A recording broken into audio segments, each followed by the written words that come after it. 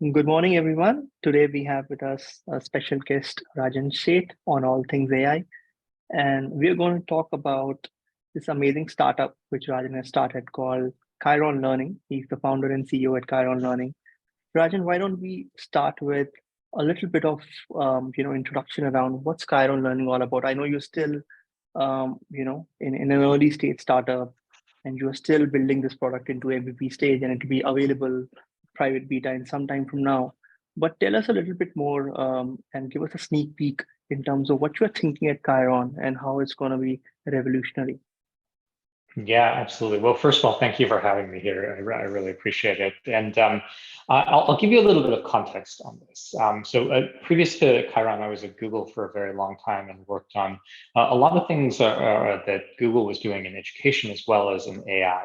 And I think the thing that I realized there was one, the difference that technology can make for students, but then also how much there's a need to really bring personalized education to every student and really meet them where they are.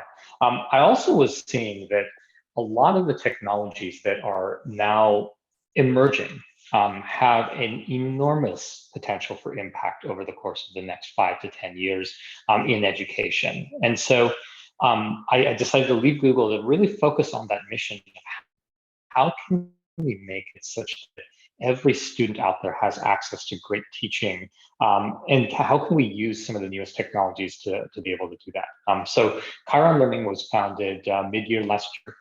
And we're just in the middle of starting to build our product and figure out how we can apply particularly AI towards teaching students. But then one of the biggest realizations we're focusing on is that great learning really starts with great teachers. And it's all really about how can you give students access to really great teachers that can inspire them, that can help them where they need that help. And one of the things that I saw from my own upbringing is that the one-on-one interaction with a really great teacher goes a really long way. And so part of what we're trying to do is how can we scale that experience? How can we make it such that an amazing teacher out there can have impact on millions of students and make it such that their teaching is felt by millions of students and make it feel like a student can have an interaction with any great teacher that's out there. To do that, what we're doing is using the combination of conversational AI and a variety of multimedia tools to try to figure out, how can we make it so that students can have these interactions with really great teachers. But at the same time, what we're also doing is also engaging with some really amazing teachers to figure out what's the right way to help a student. We're focusing in on fourth grade math. Because what we're finding is that a lot of students, especially say in sixth, seventh, eighth grade, right now are going into those grades behind in math, particularly after COVID. And what we're finding is that a lot of the gaps are things that they hadn't fully gotten in fourth or fifth grade. And so we're starting at the fourth grade level to try to figure out how can we actually help students where they need extra help on those foundational gaps. And what we're trying to do is make it such that they can have a conversation with a really great teacher and be able to learn in the way that makes sense for them. One last thing I'll say is that I think an important part of this is to make it such that students aren't afraid of being wrong, that they can make mistakes and they can learn from those mistakes and then find their path to the right place. And so all of those are really kind of the keys that we're thinking about in how do we apply AI to this problem. Right. And if I may break this down a little bit. So you've got content, you've got teachers, and then you've got pedagogy in terms of how they will use that content and use their own improvisation to deliver that content or a learning experience as a whole. And if I Mhm. talk about how you're looking to involve AI at each of these stages, like in content, we have seen technologies like ChatGPT, DALL-E, and other forms of generative AI where people are also using AI to create content which is personalized. Similarly, when we talk about teachers, you have concepts like virtual avatars AI-assisted avatars where you could be talking to a virtual teacher who's AI-driven, but it'll feel like that you're having a conversation with the actual human teacher. And then even the Mhm. pedagogy can be the whole concept of recommendation engine and how you can serve real-time content, which would be adaptive in nature, governed by AI. So how are you looking at the interplay of content, teaching experience, and pedagogy through AI intervention specifically?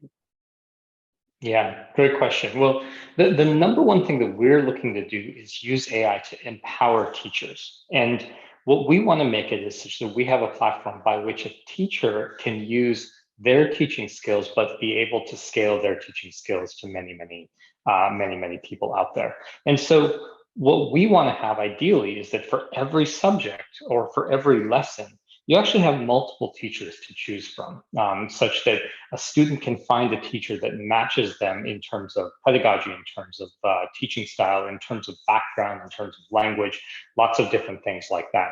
And the teacher should be able to bring their own style to the conversation. And so what we're finding is that there is definitely particular pedagogy which has been seen to work really well. But then on top of that, you have to layer a teacher that knows how to teach that extremely well and knows, if a student goes down this particular path, here's what you do for that. If a student goes down that particular path, here's what you do for that. And so there is that part about just guiding a conversation like that. Then there's also the part about how do you help these teachers figure out the content around this, and how do you make sure that the content is aligned with pedagogy that really works.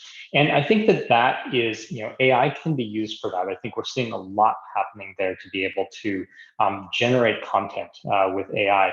But I also think that is also where the teacher's skills are really critical, because the teacher has a tremendous amount of experience to know what works and what doesn't, and kind of mixing those together and having the teacher be that expert in the loop, I think is key. One thing that this really comes from is a lot of my experience with AI in many other industries.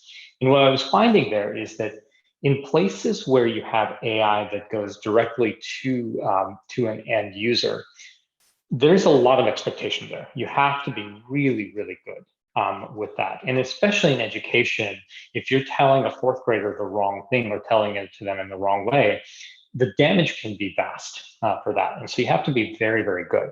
However, what I've seen in other industries is if you have an expert in the loop, then AI can really help that expert, and the overall experience for the end user can be much better. So I'll give you some examples. Classic examples are things like a doctor using AI to be able to help spot things that they may not have seen in a radiology image, or for example, in financial services, being able to help somebody that is helping a customer with a mortgage be able to process that mortgage in a much faster time because of AI. So things like that are things that I've seen in other industries. I think the same thing applies here. Like, can we have AI be a tool that teachers can use to empower themselves to help students in a much better way? Agreed. And in terms of the data sets which you would require to initially train your models, how would you source that? And in what format you would get access to those? Are you looking at public data of learning records, or are you going to be working with schools? So how would you ensure that you've got the right format and the right structure of data to develop your models on? I think there are really two things that we'll rely on. One is high quality curriculum, and making sure that there's so much material out there with high quality curriculum that has a really good idea of what are the ways that you can actually teach a particular topic. But then the other thing is the teachers, observing teacher conversations and having teachers be able to guide those conversations back and forth with students. And that I found is a really key part that I think is missing in what we think about overall with curriculum. So I'll give you an example that we've been interviewing a lot of teachers to try to figure out teachers that can teach on this platform and help build out the first content. And what we're finding is that even if you have something simple, different teachers have very different ways of explaining it and have different ways of engaging students with it. So, for example, our interview question for teachers was a very simple one, which was, how would you teach a fourth grader how to make a glass of lemonade? And it's a fairly simple thing to make a glass of lemonade, but you would not believe how many different styles of explanation there were, and teachers were very engaging in very different ways. And so I think that variety is really going to help, because what that will give us is the ability to not only understand the curriculum, but the ability to understand that at each turn in that curriculum, what are the right ways to really engage with the student to get them to understanding and full conceptual understanding. Right. And when we talk about studying these conversational styles, what kind of algorithms are you looking at for NLP? Like, is it more around transformer or attention models? Could you give us some details around what are you thinking? Or is it an ensemble learning where you will try different NLP models and see how it works? Or have you done some breakthrough in that direction as well? Yeah, so we're just starting to look into that to understand what is really going to work here. And I do think that, to start off with, traditional methods around conversational AI or around intent matching is one place to start with this. And it's simpler, but it gives you very, very high accuracy. But then going forward, to be able to generate content at much more scale, then I think that that's where things like transformers will be very needed. And so I think that looking at things like large language models, I think that what's interesting there is the concept of few-shot learning with large language models. That we wouldn't have to have lots and lots and lots of data to be able to actually start to generate some really good results out of large language models. One thing, though, that I think is going to be necessary, and I think you're starting to see this with people using large language models, is that having different models around those large language models will also help to try to figure out, how do you rank the responses that are coming out of it? How do you evaluate this? How do you bring user feedback back into that model and figure out how to best fine tune that model? One issue that we're seeing right now, because we're focusing in on math, is that transformer models are not very good yet at quantitative reasoning. And I think that's something where there's going to be a lot of work really needed out there to be able to do the right thing. You're seeing there's work that's happening there to adapt transformer models to be able to have quantitative reasoning. But one thing that is really important for a student is not just telling them the right way to do things, but also helping them when they go down the wrong path, which is a very tough thing. It's a very nuanced thing that you don't get in a standard textbook or things like that. And so that's going to be, I think, a big challenge to try to figure out, how do you do that? How do you actually be able to give them the right answer when they're going down the right path and help guide them step by step? But then also, how do you help them when they're going down the wrong path? Right. And are you also looking, Rajan, at video analytics data when teachers are teaching these kids in a virtual environment? Apart from the conversation analysis, are you also going to look at the image data of the students, how they are learning, their gesture analysis? Do you also intend to look at those parameters? Potentially we will, but it's something that we have to be very careful about. And I think in the industry, we have to be really careful about, particularly when dealing with data from students. We want to make sure that that data is as anonymized as absolutely possible as we're working with it. And so initially, we're going to err on the side of caution with that. But I do think that over time, there is more and more that you can look at to understand not only what is the student saying, but how are they feeling about it. One thing I will caution as well is that things like sentiment analysis based on everything from video to text is still very nascent. It's a very nascent field right now, and often gets things wrong. There's often a lot of bias in that as well. So how different people from different backgrounds react to something can be interpreted in the wrong way by a model. And so it's something that we're going to be very, very cautious about. And you mentioned interesting aspects around ethics, bias, and also the issue of false positive or false negative in those transactions. So how, and I know you mentioned you want to be cautious about it, but what are the guardrails? What kind of precautionary measures can one look at when they are implementing? Because the cost of a false positive or negative is so high when you're dealing with things like education or healthcare, right? Absolutely. Because you're dealing Yeah. with somebody's life and their career.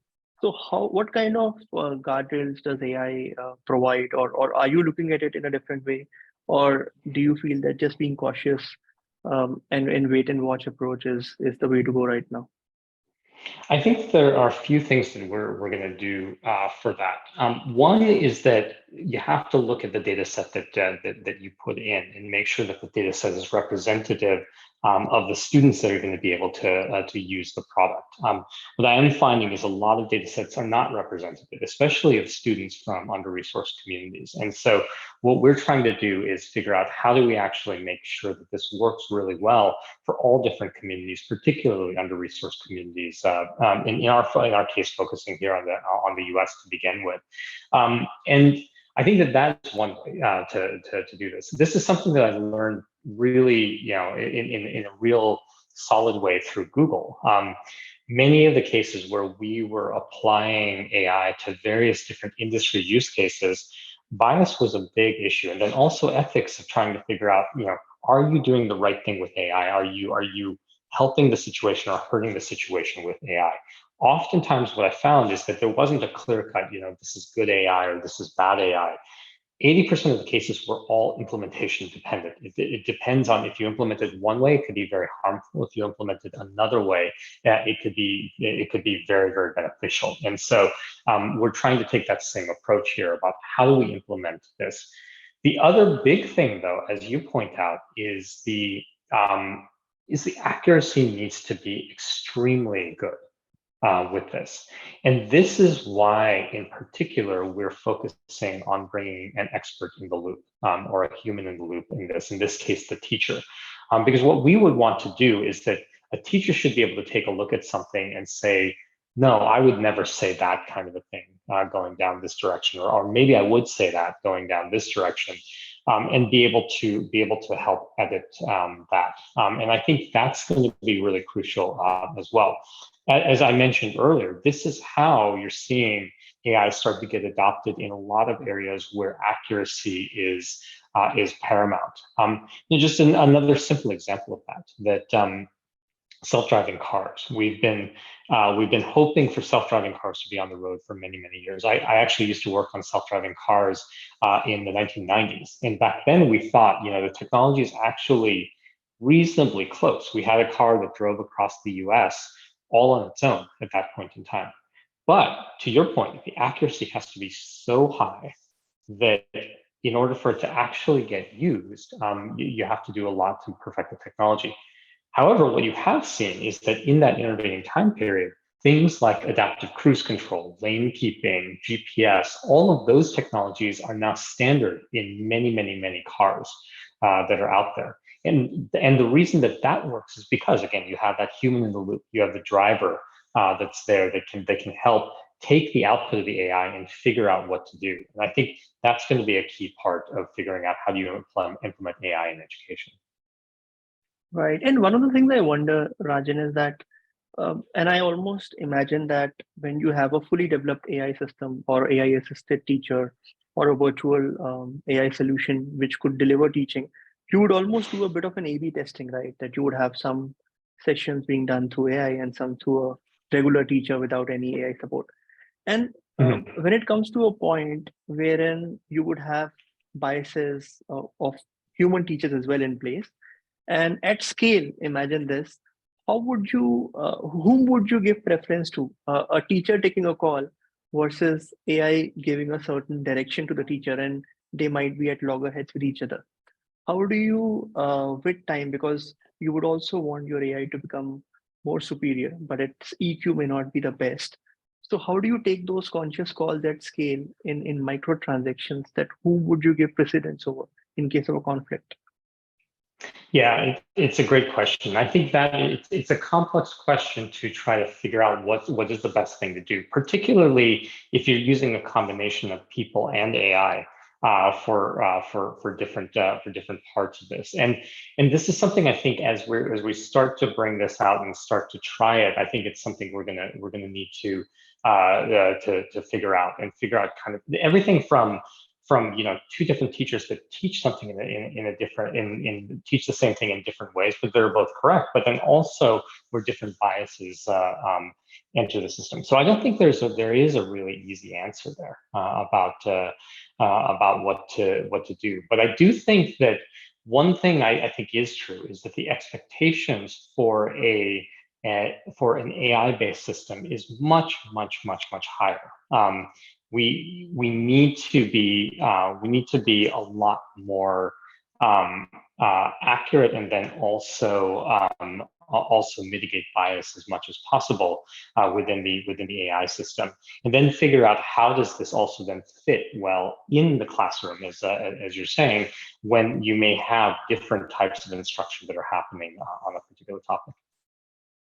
Right. And do you also believe that students or learners should get to know that whether a certain, I'm just calling it transaction for lack of a better word, that a particular transaction was assisted or doctored or supported via AI? Like, for example, I was reading that there is this new system called GPT-0, which has been set up, which would tell you that whether a certain content piece or a certain information was given through AI or not, as giving the user the right or empowering the user to know whether they are consuming a certain piece of information or a certain object which was delivered via AI. So do you believe that those kind of tools need to be built into a AI assisted service as well, as almost like a Yeah. self-regulation? Yeah, absolutely. And I think, one of the things that we were finding with some of the things we were doing at Google is that a lot of times you couldn't quite distinguish between something that was AI and something that was actually a real person. And what we found is that even in cases like that, it was extremely important to make sure that a user knew that they were working with something that was AI generated, as opposed to working with a real person. Because I think part of it is then putting that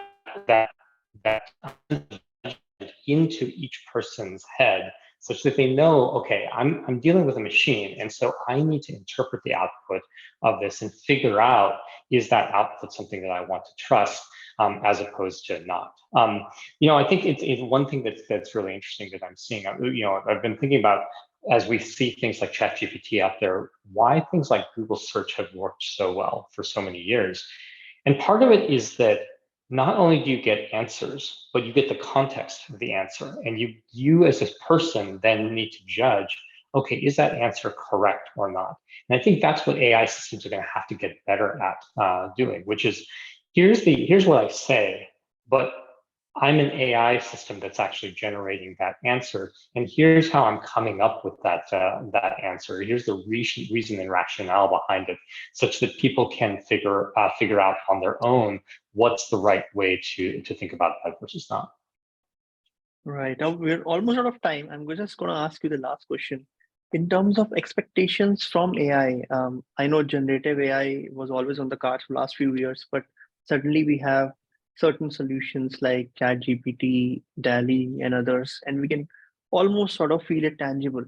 Do you think the current set of generative AI tools and solutions available are enough for kind of mission you are working on, or you still have high hopes and aspirations in terms of what generative AI could do into solving a problem which you are looking at?